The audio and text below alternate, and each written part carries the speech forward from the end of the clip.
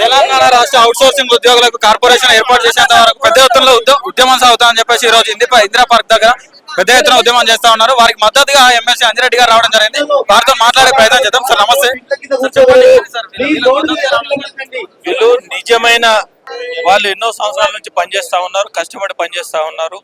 వాళ్ళకి ఇచ్చే salary government ఏదైతే ఉందో ఇచ్చిన శాలరీలో 8,000 రూపాయలు కొంతమంది తక్కువ వస్తున్నది, 9,000 కొంతమంది తక్కువ వస్తుంది, 10,000 కొంతమంది తక్కువ వస్తుంది, 11,000 కొంతమంది తక్కువ వస్తుంది. లక్షలాది మంది ఎవరైతే ఉన్నారో దాంట్లో ఈ కిక్ బ్యాక్స్ ఏది ఉన్నదో ప్రతి నెల 100 కోట్లు సంవత్సరం పోస్తే 1,000 కోట్లు అవుతున్నాయి.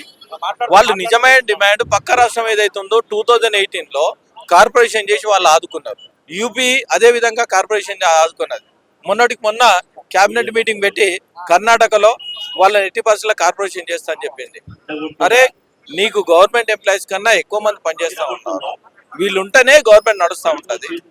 వాళ్ళు నిజమైన వాళ్ళ శ్రమశక్తిని గుర్తించి వాళ్ళని కార్పొరేషన్ చేయాలని డిమాండ్ చేస్తా ఉన్నారు. అదే విధంగా ఈ 1,000 కోట్ల కుంభకోణం ఏదైతే ఉందో ఈ కుంభకోణం వెనుక చేపలు ఎవరైతే ఉన్నాయో దాన్ని విచారణ జరిపి ఆ చేపలను తీసుకుపోయి జైలు వేయాలని డిమాండ్ చేస్తా ఉన్నాం.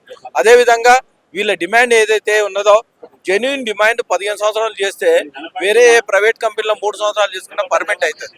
శాలరీ ఇంక్రీజ్ అవుతలేదు. ఇచ్చిన బేసిక్ ఏదైతే అమౌంట్ ఉందో వాళ్ళకి అమౌంట్ వస్తలేదు. అమౌంట్ రావాలని నిజమైన డిమాండ్.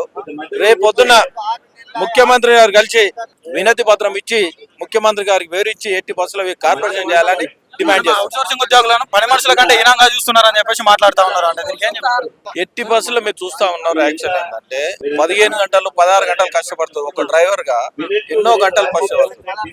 ఒక కలెక్టర్ దగ్గర పనిచేసే వాళ్ళు కూడా డ్రైవర్ కూడా పనిచేస్తా ఉన్నారు. ఒక ఆఫీస్ లో పనిచేసే వాళ్ళు కూడా పనిచేస్తా ఉన్నారు. కొంతమంది సెక్యూరిటీ గాళ్ళు ఒక హాస్పిటల్లో పనిచేస్తా ఉన్నారు. వాళ్ళు సెక్యూరిటీ ఇంకోటి లేకుండా కానీ పనిచేస్తారు. డబుల్ డ్యూటీ లేదు, ఓడీలు లేవు, ఎంతో ఇబ్బంది పడుతూ ఉన్నారు. వాళ్ళందరికీ సేమ్ శాలరీ వచ్చిన చాలీసాలని ఎందుకు అంటే ఇక్కడనే వాళ్ళ పిల్లలు పెళ్లి అయిపోయింది, పిల్లలు పుట్టిరు, వాళ్ళ పిల్లలు చదువుకుంటా ఉన్నారు.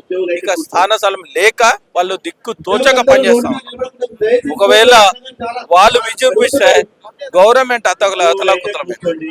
అందుకోసానికే ఒక్కసారి మన తెలంగాణ బిడ్డలే 80% వాళ్ళను అవుట్ సోర్సింగ్ ఎత్తేసి కార్పొరేషన్ చేయాలని భారతీయ జనతా పార్టీ తరఫున డిమాండ్. రేవంత్ రెడ్డి గారు ప్రజాపాలన అంటా ఉన్నారు, ప్రజాప్రభుత్వం అంటా ఉన్నారు. మరి ప్రజల సమస్యలు వీళ్ళకు గుర్తులే అంటారా?